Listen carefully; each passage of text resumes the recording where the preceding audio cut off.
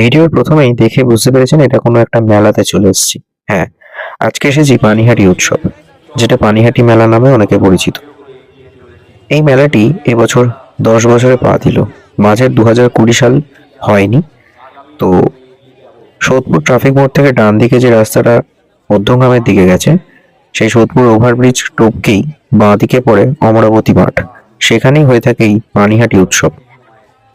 এবছর 10 বছরে পা দিল উৎসবটি।